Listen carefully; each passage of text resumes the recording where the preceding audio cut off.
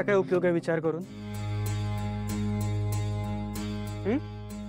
नाही, मान्य आहे मला की मारुती मामा किडनॅप आहे म्हणून तू इतकी हतबल आहेस, पण म्हणून तू दादा आणि साजिरीच्या लग्नाची जबाबदारी स्वतःवर घेशील? तू विसरतेस का की तुझं लग्न झालंय दादासोबत? तू ऑलरेडी बायको आहेस त्याची पारू. आणि बरं, तुमच्या दोघांचंही जाऊ दे, सया मामाचं काय? हा, तो का झटतोय मग एवढा तुमच्यासाठी? त्याला तरी सांगा ना, त्याला मोकळं करा, सिंपल. बरं, आईचं ऐकून तू साजिरी आणि दादाचं लग्न लावून देशील, त्यामुळे आई खुश, देवी आई खुश म्हटल्यावर तू पण खुश. दादाचं काय? बरं, तू तरी त्याच्याशिवाय राहू शकणार आहेस का? हा, तुम्ही दोघं एकमेकांशिवाय जगू शकणार आहात का? पारू, बोल ना काहीतरी.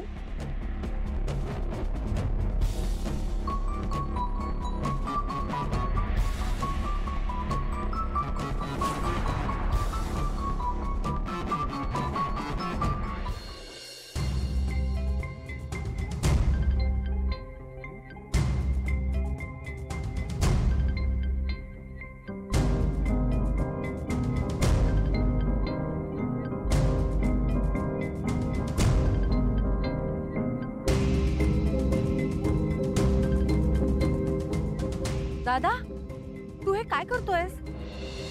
ज्या नवरीच्या हातावर मेहंदी लागायला हवी तिच्याच हाताला मेहंदी लागते. सया दादानेच साजिरीची निवड करून माझं काम किती हलकं केलं होतं. हे अशाच मुलीच्या शोधात होते, ज्या घराची प्रतिष्ठा वाढवेल, जी समजूतदार असेल, सुशिक्षित असेल, आदित्यला प्रत्येक गोष्टीत साथ देणारी असेल. साजिरी अगदी तशी मुलगी आहे. तू विसरतेस का की तुझं लग्न झालंय दादासोबत?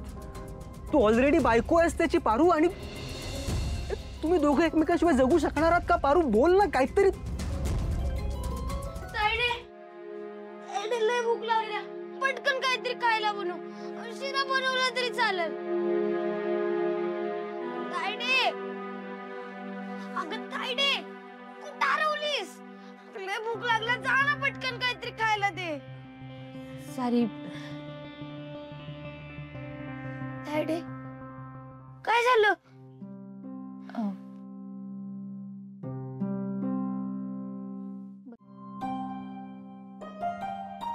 कनी असं म्हणतात की लहान मुलांच्या तोंडून देव बोलत असतो.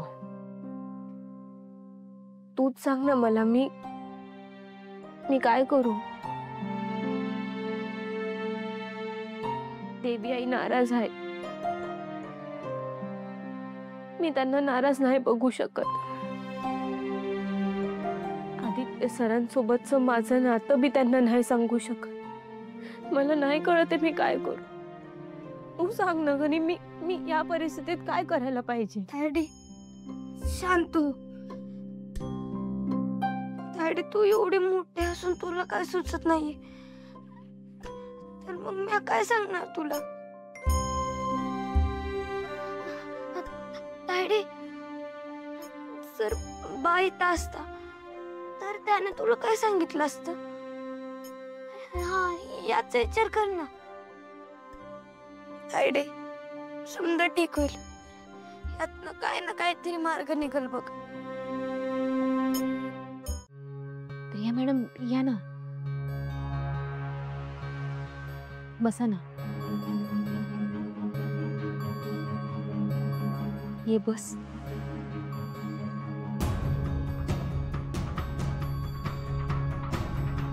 हारू, आपण सगळेच खूप थकलोय ग. आज आबांचं असं थेट येऊन बोलणं असो किंवा आईंचा राग, संताप, सगळ्याच गोष्टींचा खूप त्रास होतोय आता मला.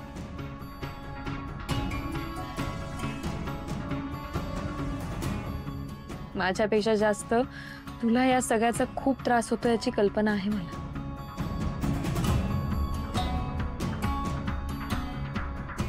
प्रिया मॅडम, आज एका मैत्रिणीची जास्त गरज वाटत होती. तुम्ही 2 शब्द जरी बोललात ना तरी बरं वाटतंय मला. अरे तू काय बोलतेस ना कळतंय मला, पण मला आबांची खूप काळजी वाटते ग.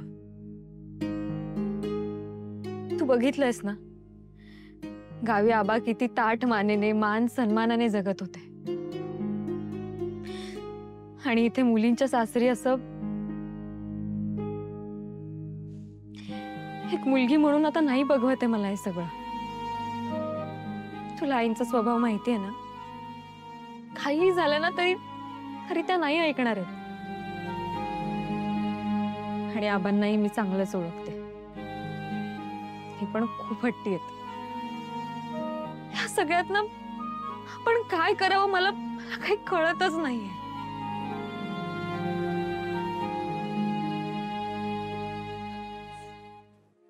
पारू, तू माझं एक काम करशील का? तुला पण आबा मुलगी मानतात ना, तू एकदा समजावून सांगशील का आबांना प्लीज? प्रिया मॅडम, तुम्ही शांत व्हा, नका लई विचार करू.